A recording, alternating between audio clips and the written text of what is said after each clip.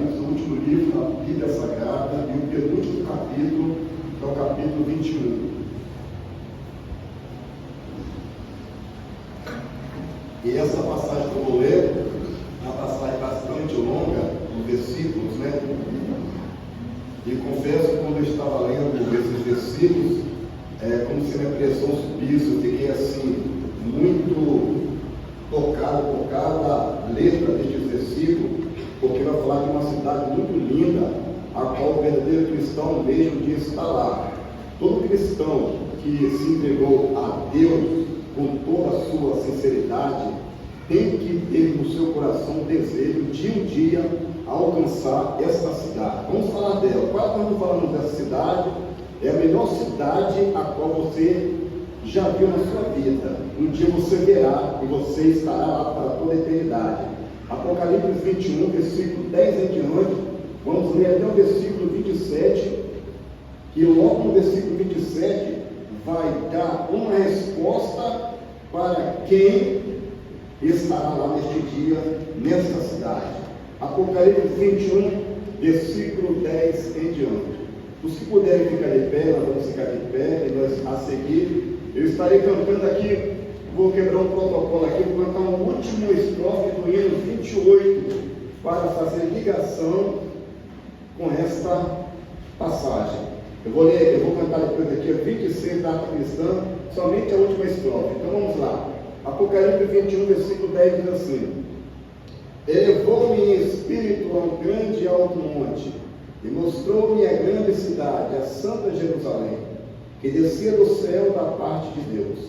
Ela brilhava com a glória de Deus, e o seu brilho era semelhante a uma pedra preciosíssima, como jaspe cristalino. Tinha grande e alto muro com 12 portas, e nas 12 portas anjos e nome escritos sobre elas, que são os nomes das 12 tribos dos filhos de Israel. Do lado oriente tinha 3 portas, do lado do norte 3 portas, do lado do sul 3 portas, e do lado do oponente 3 portas. O muro da cidade tinha 12 fundamentos, e neles estavam os nomes dos 12 apóstolos do Cordeiro. Aquele que falava comigo tinha uma cana de ouro para medir a cidade, e as suas portas e o seu muro. A cidade era quadrangular, o seu comprimento era igual à sua largura. Mediu a cidade com a cana, e tinha 12.000 estádios de comprimento, e a largura e a altura eram iguais. Ele mediu o seu muro, era de 144 côvados, segundo a medida de homem que o anjo estava usando. O muro era construído de jaspe, e a cidade era de ouro puro, semelhante a vidro límpido. Os fundamentos do muro da cidade estavam adornados de toda espécie de pedras preciosas. O primeiro fundamento era de jaspe, o segundo de safira, o terceiro de calcedônio, o quarto de esmeralda, o quinto de sardônica, o sexto de sardo, o sétimo de crisólito, o oitavo de berilo, o nono de topázio, o 10º de crisópraso, o 11º de jacinto e o 12º de ametista. As 12 portas eram pérolas, cada uma das portas era uma só pérola. A praça da cidade era de ouro puro, como vidro transparente. Nela não vi templo, porque o seu templo é o Senhor Deus Todo-Poderoso e o Cordeiro. A cidade não necessita nem do sol e nem da lua, para que nela resplandeçam, pois a glória de Deus a ilumina, e o Cordeiro é a sua lâmpada. As nações andarão à sua luz, e os reis da terra darão para ela a sua glória e honra. As suas portas não se fecharão de dia e noite ali não haverá, e a ela darão a glória e a honra das nações. Quem entrará lá? Quem entrará lá?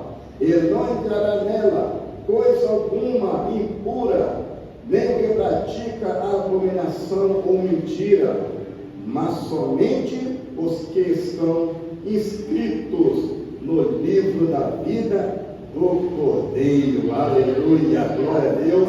Feche o seu olho. aleluia, aleluia. Feche os olhos, liga no céu, ligue na formosa Jerusalém. Se é glorioso pensar nas grandezas, nos prazeres que acordem aqui.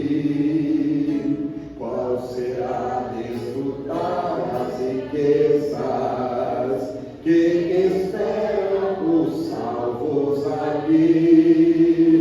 Os encantos do mundo não podem ofuscar essa glória da lei. Não almejas viver com amigo nessa formosa Jerusalém. Repito, não almejas viver com amigo nessa formosa Jerusalém. Amém. Podia sentar.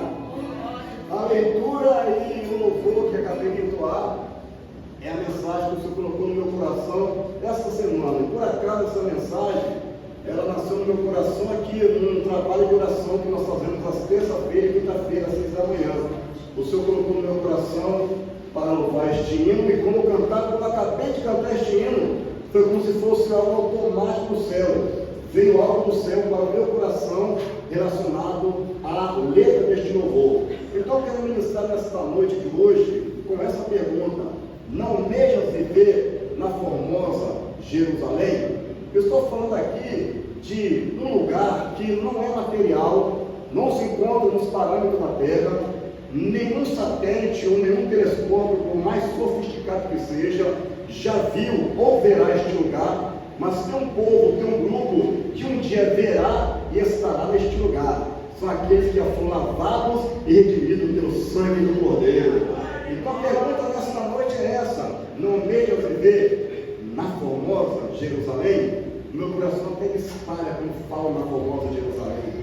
É como se eu estivesse passando mal quando falei de Nova Jerusalém, mas não é passando mal, é uma emoção, meus queridos irmãos. Como diz a missionária, uma empolgação espiritual quando falando na formosa Jerusalém.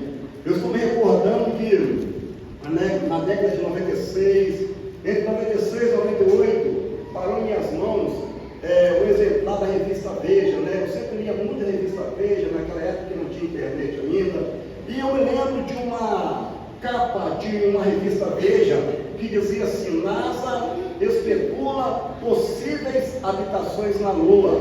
E lendo o conteúdo da matéria, ali eu vi alguns cientistas comentando que eles já estavam prevendo futuras catástrofes, futuros hecatombes, caos apocalíptico no nosso planeta. Eles já estavam providenciando, pensando, elaborando, e tinha até algumas maquetes de possíveis habitações na Lua. Uma junta de cientistas que se reuniu nos anos 80, lá em Los Angeles, eles estavam discutindo e eles preveram que alguma coisa está para acontecer no nosso planeta.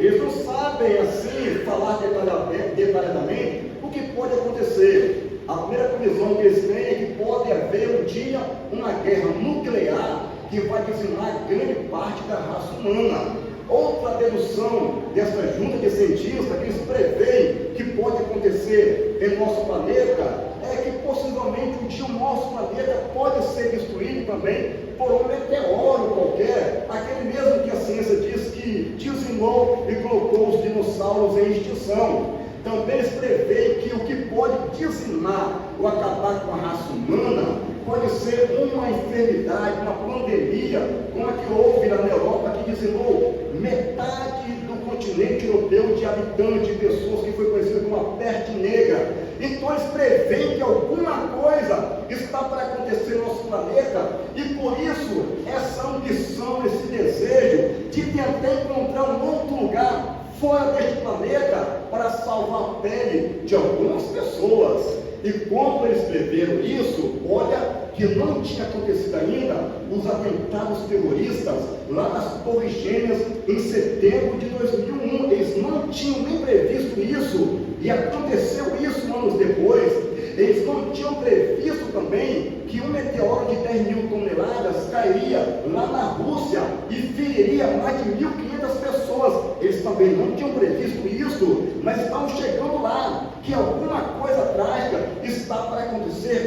planeta. Eles também não tinham previsto o tsunami que aconteceu em 2004, lá na parte do continente asiático, que matou algumas pessoas, dizem 250 mil ou mais de 300 mil pessoas. Então, eles sempre preveram que alguma coisa terrível está para acontecer neste planeta. E por acaso, alguns anos atrás, a OMS divulgou no final de 2021 que mais de 15 milhões de pessoas já tinham morrido por causa da Covid. É como se os cientistas estivessem acertando que alguma coisa está para acontecer neste planeta em que nós habitamos, que vai fazer uma grande parte da humanidade desaparecer. Por isso, essa preocupação, por isso, esta visão deles, tentar sair deste planeta, encontrar outro lugar para habitar. Por acaso, li uma matéria em 2016, quando Elon Musk,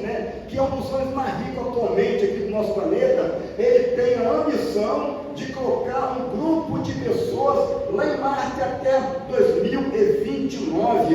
Ele diz assim, que se nós chegarmos em Marte, vai ser diferente do planeta Terra. Lá vai ser outra moeda e lá vai ser outra lei. Então, há essa ambição na mente dos cientistas. Eles estão prevendo, irmãos, que alguma coisa está para acontecer em nosso planeta. Eles não sabem explicar o que é que vai acontecer, que vai fazer uma parte da raça humana desaparecer. Eles não sabem explicar, mas eu sei explicar, e você sabe explicar. Paulo explicou em 1 Tessalonicenses 4,16, que, aleluia, porque o mesmo Senhor descerá do céu com alarido e com voz de arcanjo, e os que morrerem em Cristo ressuscitarão, e depois nós seremos transformados e seremos levados à altura para se encontrar com o Senhor nas nuvens, e estaremos para sempre com Ele na formosa Jerusalém. E eu pergunto nesta noite de hoje: não almejas viver na formosa Jerusalém?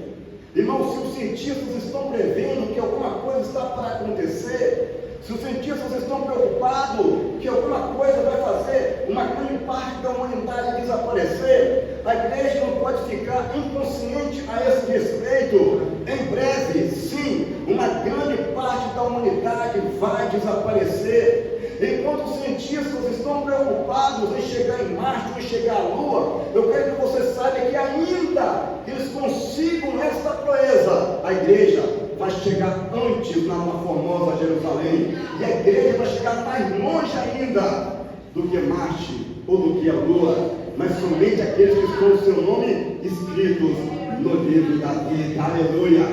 Será a qualquer momento. Paulo disse, 1 Coríntios 15, versículo 52 adiante: num momento, num abrir e fechar de olhos, aleluia, ante a última trombeta, porque a trombeta soará, e os mortos ressuscitarão incorruptíveis, aleluia, e nós, esse corpo, será transformado num corpo de glória, porque convém que isso que é corruptível se revista da incorruptibilidade, isso que é mortal se revista da imortalidade, e quando isso acontecer, quando o que é corruptível se revestir da incorruptibilidade, o que é mortal se revestir da imortalidade, então cumprir-se-á o que está escrito na palavra: tracada foi a morte na vitória. Ó morte, aonde está a tua vitória? Ó inferno, aonde está o teu aguilhão? Não deixa de ver, amigo, na formosa Jerusalém. Aleluia! É real. Eu não estou falando aqui de um conto de fadas, eu não estou falando aqui de uma invenção religiosa, uma filosofia de alguma seita ou de algum pastor. O céu, a formosa Jerusalém, ela é real, e nós estamos caminhando para lá. Paulo dizia: eu prossigo para o alvo da soberana vocação em Cristo. Agora, tem uma coisa interessante que me chama a atenção, não querendo te perturbar com fatores seculares, mas quando eu estava lendo sobre esta possibilidade de um dia alguém colocar habitantes, formar uma colônia lá em Marte, quando eu estava lendo a pesquisa, eu vi duas coisas interessantes que me chamou a atenção, que a gente pode aplicar aplicar na mensagem desta noite. Se houver a possibilidade de um grupo de pessoas um dia formar uma colônia em Marte, tem que ter duas coisas. Primeiro, o grupo tem que passar por uma preparação. E outra coisa, tem um preço para embarcar lá para a viagem a Marte. E a preparação me chamou a atenção, porque desde os anos 90, lá no país da Islândia, algumas pessoas que talvez tenham algum conhecimento do país da Islândia, existem algumas áreas vulcânicas naquela região. O solo é muito aquecido, o solo é quase semelhante, segundo os cientistas, ao cenário de Marte. Então, desde os anos 90, grupo de pessoas passam por um treinamento rigoroso nessa região para terem a possibilidade de fazerem parte do grupo que um dia vai para Marte. E mais de 500 pessoas já treinaram desde os anos 90, mas foram reprovados, porque a pessoa que passa por esse treinamento de preparação, ela tem que ser tipo um super-homem, 100%. Ela não pode ser uma pessoa depressiva, ela não pode ter histórico de doença familiar, ela não pode ter diabetes, ela não pode ser uma pessoa frágil para a doença. Essas pessoas que estão treinando neste campo da Islândia, elas ficarão sem contato com a família, elas ficarão quase 1 ano e meio somente entre elas. E um dos problemas que este grupo tem enfrentado é a socialização. Por quê? Porque é um ficar vendo a cara do outro durante mais de 1 ano. E existe uma pressão psicológica muito grande, uma depressão, discussões. Eles não conseguem conviver naquela socialização, vendo a cara um do outro mais de 1 ano. E muitos já foram reprovados nesta preparação. Então a preparação é muito rigorosa para chegar em Marte. Muitos já foram reprovados, muitos não podem mais ter oportunidade de chegar neste planeta porque foram reprovados. Ou seja, para chegar em Marte é preciso uma preparação psicológica, é preciso uma preparação física, exercício, abster-se de alguns alimentos, abster-se até mesmo do convívio familiar. Não é fácil chegar em Marte, é necessário uma preparação. Agora imagina você, se é difícil para chegar em Marte, tem que haver uma preparação. No céu não vai entrar crente de qualquer maneira, tem que haver também uma preparação. Aleluia! Quando eu trabalhava na Chapurados Garoto, quando se aproximava a 10 milhas Garoto, que era no mês de agosto, agora eu não sei quando que é, os meus colegas, aqueles que gostavam de tomar uma cerveja, né, aqueles bagaceiros, né, eles tomavam cervejada, iam para as noitadas, forró, mas quando chegava no mês de fevereiro, mais ou menos, depois do carnaval, eles começavam a se preparar para ter a possibilidade de chegar pelo menos entre os 100 primeiros, né, funcionários da Garoto, disputando com os corredores profissionais da elite. E quando passava o carnaval, eles se privavam, né, de cerveja, de certos alimentos, de certas gorduras, porque é uma preparação. E corria, né, praticamente quase todas as noites até a praia. Era uma preparação para ter a possibilidade de chegar pelo menos entre os 100 primeiros colocados e receber uma medalha de honra. Então, a preparação para alcançar uma medalha de honra ou uma coroa corruptível, isso faz alusão também a chegar na famosa Jerusalém. É necessário uma preparação. Eu costumo dizer que a igreja é uma academia espiritual. Aqui a gente fortalece os nossos músculos espirituais. Aqui a gente fortalece a nossa fé. Aqui o crente sai fraco e aqui sai bombado pelo poder de Deus. Aleluia. Aqui o crente pode entrar até rastejando e ferido, mas ele sai cheio de músculos espirituais e sarado para enfrentar os demônios, enfrentar o inferno.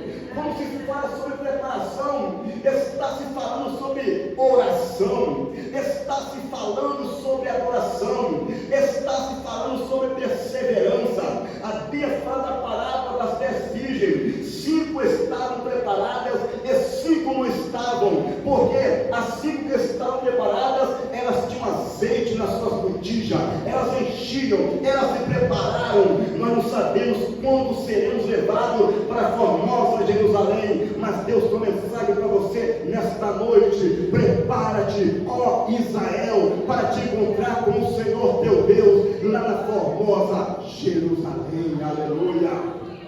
É necessário uma preparação, é necessário você estar preparada e preparado para alcançar a formosa Jerusalém.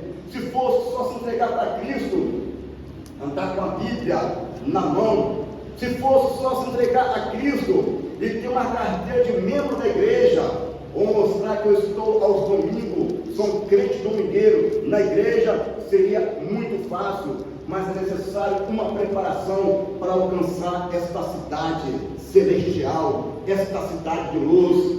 A Bíblia fala que alguém disse assim para Jesus: mestre, eu te seguirei para onde o Senhor for. E ele disse assim: olha, as raposas têm os seus covis e as aves do céu têm os seus ninhos, mas o Filho do Homem não tem nem onde reclinar a cabeça.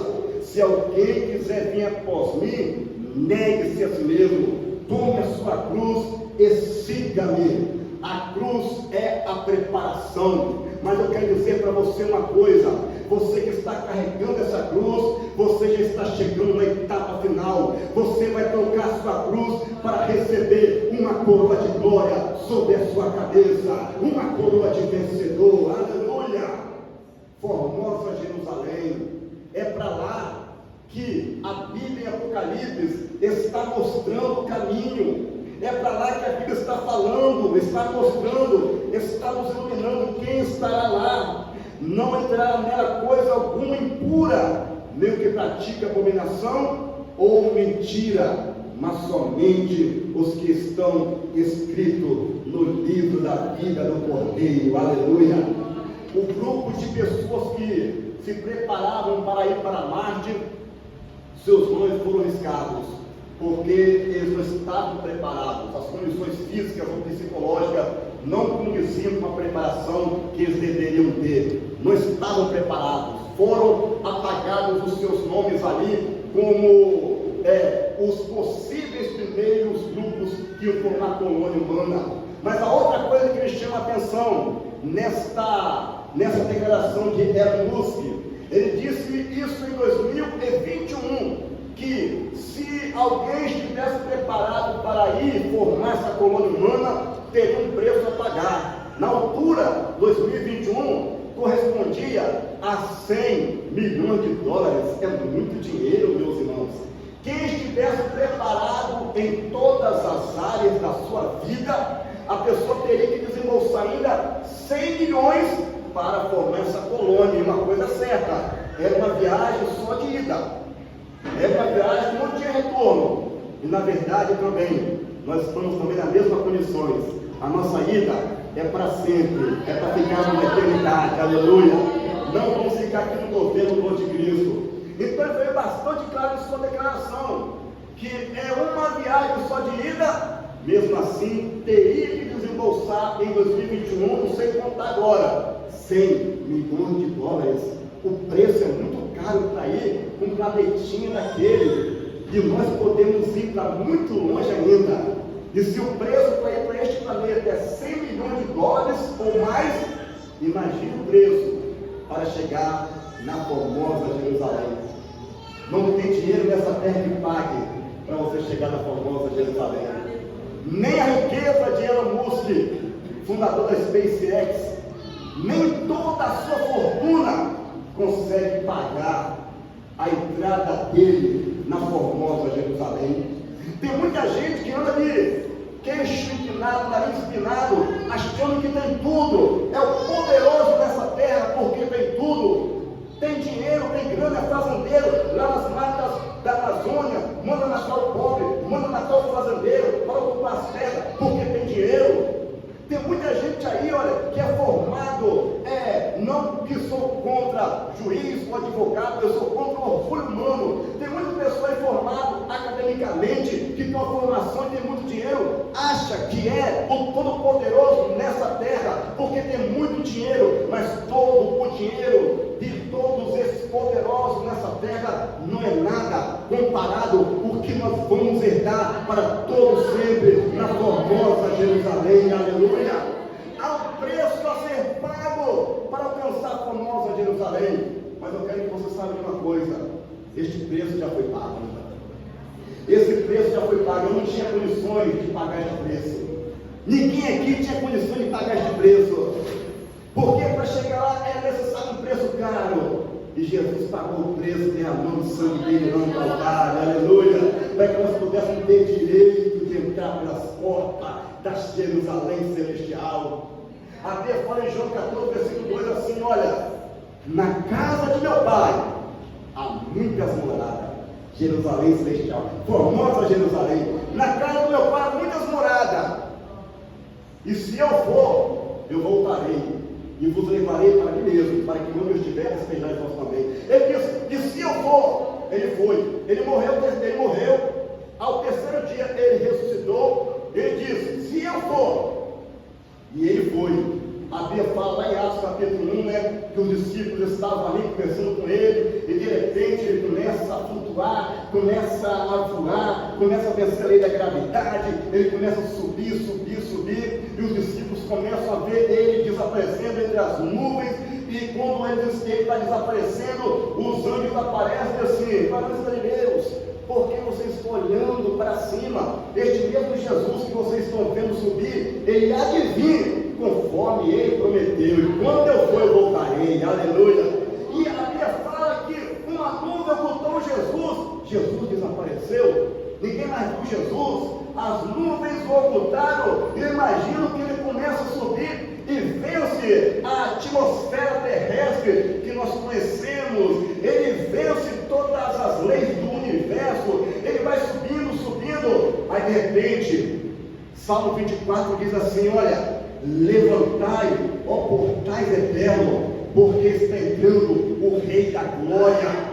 Ele está subindo e voltando ao lar celestial, porque ele disse: quando eu for, ele está subindo, ele está chegando novamente ao lar. E os anjos estão dizendo: levantai, ó portais eternos, porque entrará o Rei da Glória. E alguns seres celestiais que estão lá nos templos portais celestiais, que não tem muito contato com o planeta Terra, estão perguntando: mas quem é este Rei da Glória? E os anjos que estão nos portais celestiais, eles bradam dizendo: ele é o seu forte e poderoso, ele é o Rei da Glória. Eu sinto a presença do Rei da Glória aqui neste lugar. Se você crê que ele está aqui, adore a ele e glorifique a ele, porque para onde você vai é barulho pentecostal, é glória, é línguas estranhas na famosa Jerusalém, aleluia.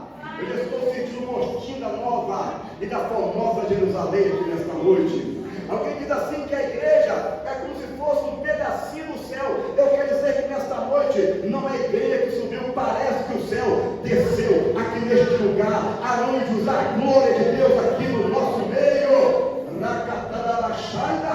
Aleluia!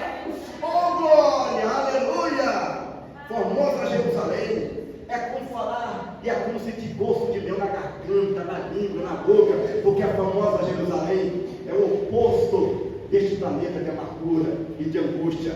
Ele entrou na glória. Ele disse assim: olha, e quando eu for, eu vou preparar lugar. Aí imagina ele chegando, e quando ele é recebido pelos anjos, aplaudido, ovacionado, adorado, ele volta a ocupar o seu lugar, o seu trono, a sua coroa, e ele vai então ver as moradas que ele prometeu que ia preparar para os discípulos e posteriormente para nós. Quem crê que ele preparou uma morada para você, diga amém, Jesus.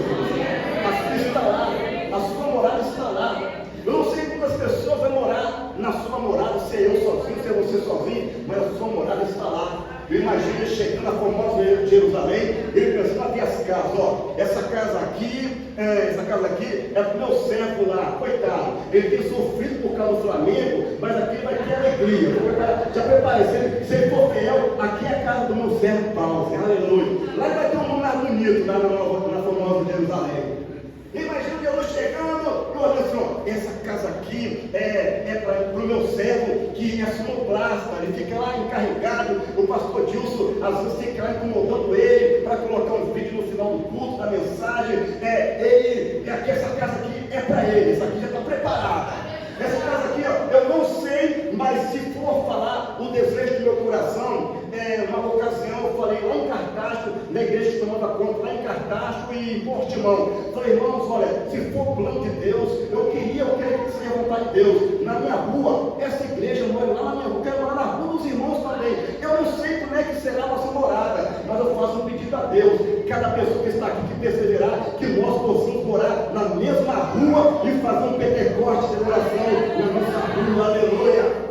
Ele foi preparar a morada. A sua morada estará guardada, reservada, preparada, adornada. Pastor, eu estou passando uma luta para pagar aluguel, pastor. Eu não vi ainda um dinheiro para ocupar minha casa própria. E há pessoas que têm uma casa própria, que é uma casa mais espaçosa. Olha, não é de desanimar, não. Mude, você vai ter ainda, profetizo, a sua casa própria. Você que tem a sua casa própria, você vai ter uma casa maior ainda também, em nome de Jesus. Mas se isso acontecer, alegre-se, porque a tua morada já está preparada lá na Formosa, Jerusalém. Lá não paga aluguel, lá não paga água, lá não paga luz, lá não paga internet, lá não tem ladrão, lá não tem doença, lá é somente a glória de Deus, aleluia.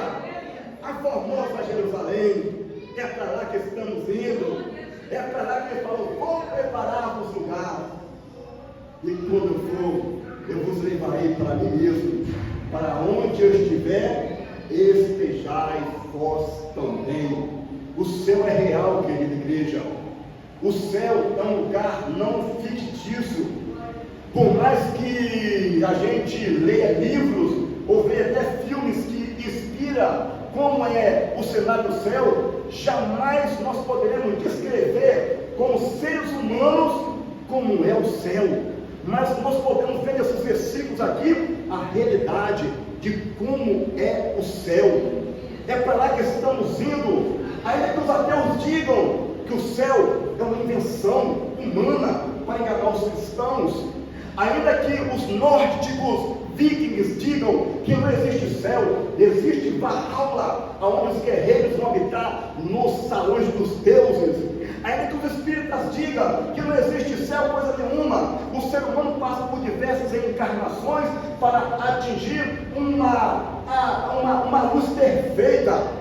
Ainda que as seitas digam, como os islâmicos, que não existe céu, mas o camarada vai para o paraíso com 72 vítimas, a verdade é que vai encontrar demônios se morrer sem a salvação. Ainda que eles digam isso, eu afirmo que o céu é real, querida igreja.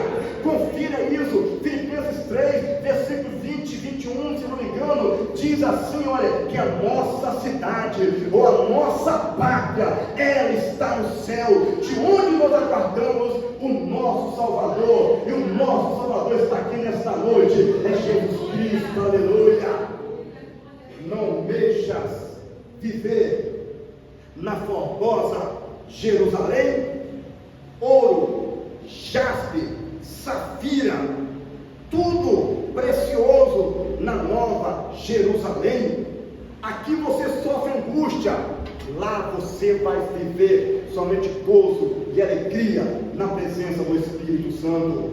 Aqui você pode ter alguns vizinhos que tocam a sua paciência, aqueles funks, né, cheios de músicas profanas, parece que o disco agarrou, sempre repetindo a mesma frase, não tem um intelecto de letra, parece que a letra toda atrasada, o vocabulário todo atrasado, tem aquela repetição e aquela coisa fica na sua cabeça, você quer dormir e fica aquela coisa na sua cabeça. Eu costumo dormir com fone no ouvido, já estou armado com fone no ouvido, e talvez você tenha uma vizinhança, né, que fica torrando a sua paciência, com músicas de sofrência, com músicas de funk.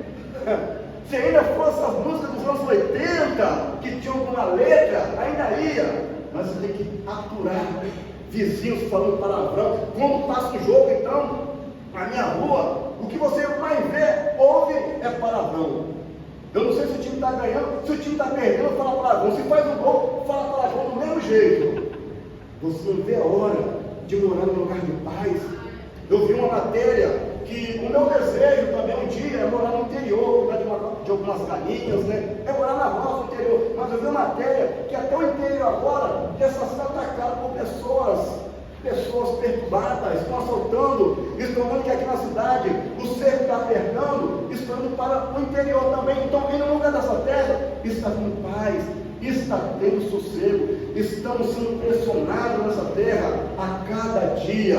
Não há lugar de paz, está difícil ter paz nessa terra, mas, querida igreja, há um lugar de paz, há um lugar onde você vai ter uma alegria verdadeira, há um lugar onde você vai poder descansar tranquilamente, sem se preocupar se a porta está trancada ou não, se você vai voltar para o trabalho e não vai voltar mais, se a sua bicicleta está segura lá no portão da sua casa ou no local de trabalho. Há um lugar onde você vai ficar com a mente tranquila, sem se preocupar com roubo, sem se preocupar com ladrão, porque para onde você vai, ladrão não entra, o seu tesouro não será tomado, a tua coroa é coroa de vencedor, é coroa de vencedora, lá na formosa Jerusalém. Não almeja viver na formosa Jerusalém, há um preço. Eu tinha um colega, eu falei, rapaz, tira isso da cabeça da sua esposa. Ele disse, olha, é o seguinte, os parentes da minha esposa estão querendo que a gente vá para os Estados Unidos, e para a gente estudar, parece que os coiotes cobraram R$150 mil, mas é garantido, Dilson, aí vai conseguir entrar lá pelo México, 150 mil, garantido. Rapaz, mas quem pode dizer e garantir que são os coiotes que os parentes da sua esposa garante que é eles que estavam lá? E só vinham atrasar, aconteceu algum imprevisto e não foram os coiotes que vocês têm que pegar esse dinheiro. Não está garantido. Diz, rapaz, não faz essa besteira não, pai.